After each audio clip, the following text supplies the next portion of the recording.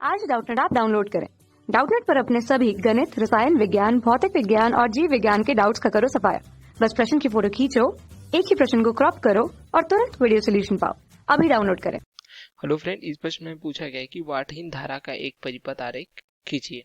ठीक है, तो इसके लिए हम पहले जो है हम वाटहीन धारा को समझते हैं। ठीक है, तो यह जो है वह धारा होती है, ठीक है, जो किसी परिपथ में प्रवाहित होने पर क्या होती है।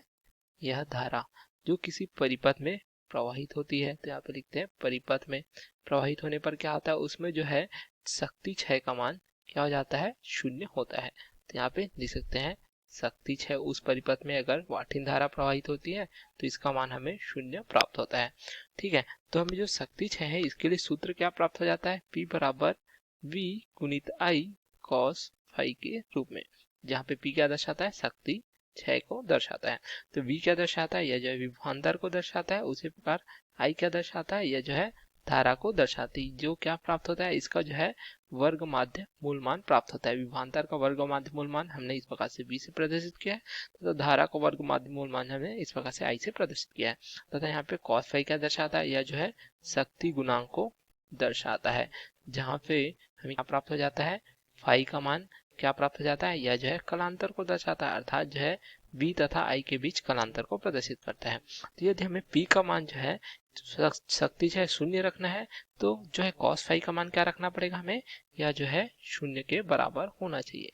तो जो है cos फाई का मान ये शून्य है, तो फाई का मान हमें क्या प्राप्त होगा, cos का घात ऋण 1 शून्य, अर्थात हम कह सकते हैं फाई बराबर हमें 90 डिग्री या 90 अंश प्राप्त होना चाहिए।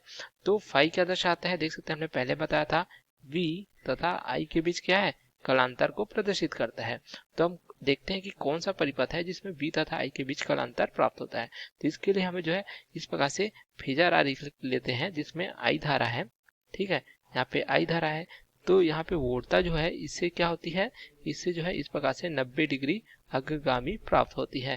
देख सकते हैं कितने डिग्री, 90 डिग्री। तो यह कौन सी वोल्टता होती है, यह जो है शुद्ध प्रेरक के जो है वोल्टता होती है, जिसे हम वी से प्रदर्शित करते हैं। तो यह परिपथ क्या होता है, जिसमें वोल्टता धारा से जो है इस प्रकार से 90 डिग्री अग्रगामी होती है। तो यह जो है प्रेर की परिपथ प्राप्त होती है। कौन सा परिपथ, शुद्ध प्रेर की परिपथ, इस प्रकार से हमें प्राप्त हो जाता है। यह हम कह सकते हैं पाई बाय 2 रेडियन के बराबर। इसी प्रकार एक दूसरा परिपथ भी हमें प्राप्त होता है, जिसमें यदि हम धारा को इस प्रकार से प्रदर्शित करते हैं, ठीक है, धारा आई हमें प्राप्त होती है, उससे क्या होती है, जो वोल्टता होती है वह क्या प्राप्त हो जाती है हमें, 90 डिग्री पश्चिगामी अर्थात इस प्रकार पीछे की ओर प्राप्त हो जाती है। तो यहाँ पे देख सकते हैं, तो 90 डिग्री जो है पश्चिगामी वोल्टता प्राप्त होती है, इसे हम क्या कहते हैं, इस प्रकार से जो है संधारित्र की वोल्टता। तो यह परिपथ क्या कहलाता है हमारा, जो है शुद्ध धारिती परिपथ, इस प्रकार से। तो दोनों स्थिति में देखें, यहाँ पे फाई का मान क्या प्राप्त हो रहा है, यहाँ पे भी फाई का मान 90 डिग्री तथा यहाँ पे भी फाई का मान 90 डिग्री। और जब फाई का मान 90 डिग्री होता है तो हमें क्या प्राप्त हो जाता है, देख सकते हैं जो शक्ति क्षय P का मान क्या प्राप्त होता है, शून्य प्राप्त होता है। तो यह दो परिपथ हमें प्राप्त हो जाता है जिसमें शक्ति क्षय का मान क्या होता है, शून्य प्राप्त होता है। तो यहाँ पे लिख सकते हैं जो शक्ति क्षय है इस परिपथ के लिए भी शून्य होगा तथा इस परिपथ के लिए भी शून्य होगा। तो इस स्थिति में देखिए जो धारा प्रवाहित होगी परिपथ में, अर्थात जो धारा आई है यह क्या धारा होगी, वाटहीन धारा। ठीक है, इस प्रकार से प्राप्त हो जाती है, तथा यह धारा भी क्या हो जाएगी, यहाँ भी जो हमें प्राप्त हो जाएगी वाटहीन धारा।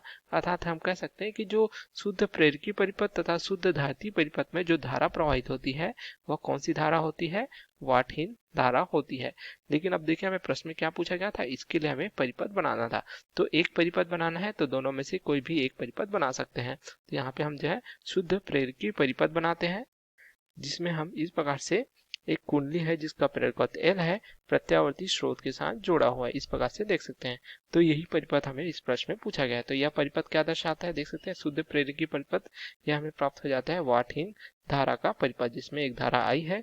तो यहाँ पे शक्ति क्षय क्या हो जाएगा, V तथा I के बीच यहाँ पे कालांतर हमें जो है 90 डिग्री या पाई बटे 2 रेडियन प्राप्त होगा। तो यहाँ पे जो शक्ति क्षय है P का मान हमें शून्य प्राप्त होगा। तो यही परिपथ हमें पूछा गया था। उसी प्रकार शुद्ध धारिती परिपथ भी बनाएंगे, तब भी उस स्थिति में भी हमें क्या प्राप्त होगा, कलांतर का मान जो है 90 डिग्री या तथा शक्ति क्षय का मान हमें इस प्रकार से जो है शून्य प्राप्त होगा। तो यह परिपथ क्या कहलाता है, वाटहीन धारा का परिपथ। Okay, thank you. कक्षा 6वीं से 12वीं से लेकर नीट, IIT, JEE वो एडवांस के लेवल तक 1 करोड़ से ज्यादा छात्रों का भरोसा।